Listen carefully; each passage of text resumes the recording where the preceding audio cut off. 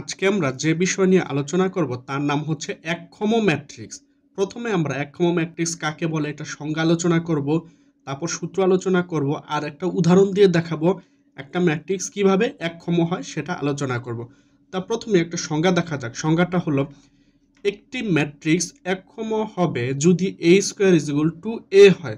তার মানে একটা ম্যাট্রিক্স যদি a হয় এবং এই ম্যাট্রিক্সটাকে যদি আমি বর্গ করলে যদি ওই ম্যাট্রিক্সটাই পাওয়া যায় তাহলে তাকে একক্ষম ম্যাট্রিক্স বলা হয়। এবার লিখব যেখানে এই একটি বর্গ ম্যাট্রিক্স বা স্কোয়ার ম্যাট্রিক্স। এখন বর্গ ম্যাট্রিক্স মানে কি? যেখানে সারি সংখ্যা আর কলাম সংখ্যা কি থাকে? সমান থাকে, তাহলে তাকে বলা হবে বর্গ ম্যাট্রিক্স। এবার আমরা একটা উদাহরণ দিয়ে দেখি।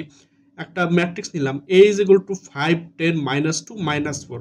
তা প্রথমে বলেছি যে এই ম্যাট্রিক্সটা কি হতে হবে? বর্গ ম্যাট্রিক্স। বর্গ মানে যেখানে সারি সংখ্যা আর কলাম সংখ্যা সমান থাকে। তা দেখো এখানে 5 10 -2 -4 এগুলোকে বলা হবে সারি। দেখো সারি কয়টা? একটা দুইটা।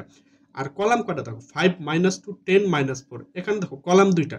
তার মানে এখানে দেখো সারি আর কলাম দুইটা সমান আছে। তার মানে এটাকে বলা হবে একটা বর্গ ম্যাট্রিক্স। এবার আমরা জানি একক্ষম ম্যাট্রিক্স হতে হলে কি হতে হবে? ওই ম্যাট্রিক্সটাকে বর্গ করতে হবে। তাহলে আমি a square is equal to 5 10 -2 -4 5 10 -2 -4 এটা আমি দুইবার লিখলাম। এবার এটা গুণ করতে হবে। এবার দেখো শেষে কি আছে? শেষেরটা দেখো এখানে কলাম কয়টা?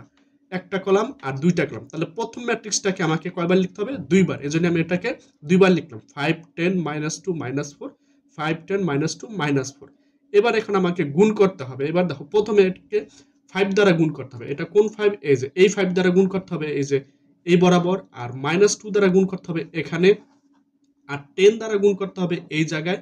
আর -4 দ্বারা গুণ করতে হবে এই জায়গায়। তাহলে আমরা গুণ করে দিই ইন্টু 5 আর মাঝখানে প্লাস চিহ্ন। এখানেও ইন্টু 5 মাঝখানে প্লাস চিহ্ন। এরপরটাও ইন্টু -2 ওখানেও ইন্টু -2। তা প্রথম কলামের কাজ আমার শেষ। এরপরেরটা ইন্টু 10 দ্বারা গুণ করব, নিচেরটাকে ইন্টু 10 দ্বারা গুণ করব। এরপরেরটা ইন্টু -4, এরপরেরটাও ইন্টু -4। এবার আমরা গুণ করে ফেললাম। এবার দেখো গুণ করলে কি পাওয়া যায়? 5 5 25 পাওয়া যায়। আর প্লাসে মাইনাসে মাইনাস 10 দুগুণে 20 পাওয়া যায়। আর এখানে প্লাসে মাইনাসে মাইনাস 5 দুগুণে 10 আর মাইনাস মাইনাসে প্লাস 4 দুগুণে 8। আর এখানে দেখো 5 10 50 আর প্লাসে মাইনাসে মাইনাস 4 10 40 প্লাসে মাইনাসে মাইনাস 10 দুগুণে 20 আর মাইনাসে মাইনাসে প্লাস 4 4 16। তাহলে আমরা কি পাচ্ছি? 25 - 20 করলে পাচ্ছি 5 -10 প্লাস 8 পাচ্ছি কত? -2। আর 50 - 40 করলে পাচ্ছি 10 আর -20 প্লাস 16 করলে 4 পাচ্ছি।